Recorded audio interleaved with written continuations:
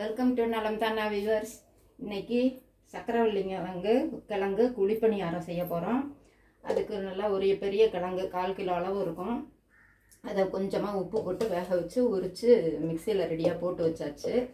இதுக்கு 1/2 கப்பு ரவை, நம்ம பாம்பே ரவை கொட்டிடுறதில்ல, ரவை சேர்த்துக்கணும். 1/2 கப்பு கோதுமை மாவு,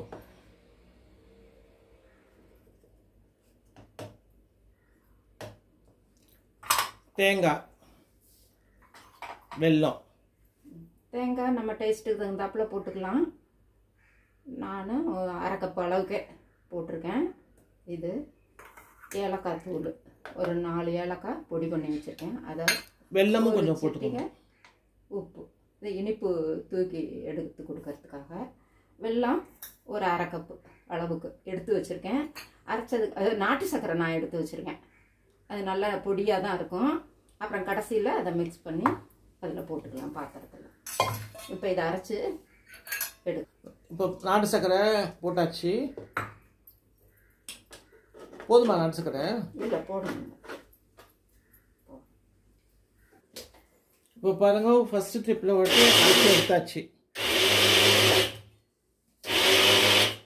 இப்போ பாருங்க, நல்லா ஆட்டியாச்சு, எல்லாம் கலந்தாயிடுச்சு. சக்கரவள்ளி கிழங்கு, கோதுமை. இப்போ குழிப்பணியார கல் இருந்தால் பரவாயில்ல, இல்லைன்னா ஜனசட்டியில் எண்ணெயை ஊற்றி ஒவ்வொரு அப்பமாக ஊற்றி எடுக்கணும். இப்போ நம்ம குழிப்பணியார கல் இருக்க தொட்டு நமக்கு அதில் எண்ணெயை ஊற்றிட்டு இதில் அப்படியே ஊற்ற வேண்டியதான். நம்ம பாருங்கள் காஞ்சிருச்சு.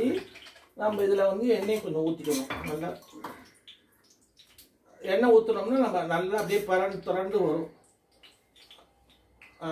இப்போ வேணுன்றவங்க நெய்யும் ஊற்றிக்கலாம்.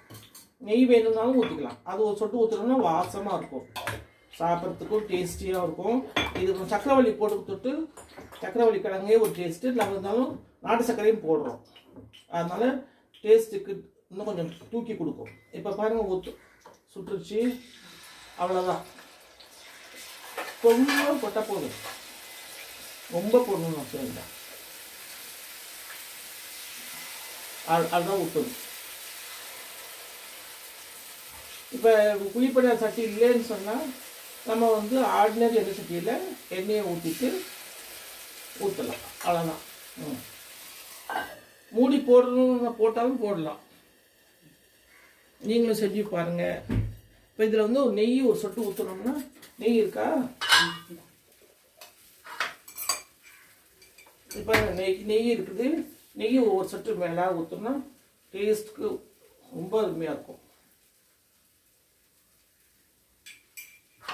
இது வீட்டு நெய், கடையில் வாங்கலை, அதனால ரொம்ப டேஸ்டியாக இருக்கும். இந்த மாதிரி கரண்டி வச்சுக்கிட்டிங்கன்னா எடுக்க சௌரியமாக இருக்கும்.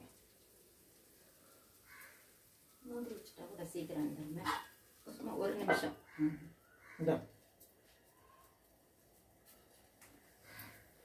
நான் சேனலுக்கு சப்ஸ்கிரைப் பண்ணுங்கள், பெல் பட்டனை மறந்துடாமல் அமுக்குங்க. உங்களுடைய கமெண்ட்ஸை எங்களுக்கு சொல்லுங்கள். இப்போ வெந்தோன்னா திருப்பி காமிக்கிறோம்.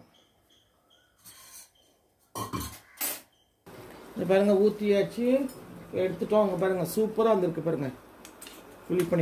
பணியாரம் எப்படி வந்திருக்கு பாருங்கள், நல்லா இருக்குது. ஆனால் நீங்களும் செஞ்சு பாருங்கள். அனந்தானா சேனலுக்கு சப்ஸ்கிரைப் பண்ணுங்க. பாருங்கள் எவ்வளோ நல்லா வந்திருக்கு பாருங்கள், சூப்பராக வந்திருக்குது. பணியாரம்னா இப்படி தான் இருக்கும் பணியாரம். அதனால் இதில் சக்கரவள்ளி கிழங்கு பணியாரம் நம்ம ஈவினிங் ஸ்நாக்ஸாகவும் செய்யலாம், காலையில் டிஃபனுக்கும் செய்யலாம்.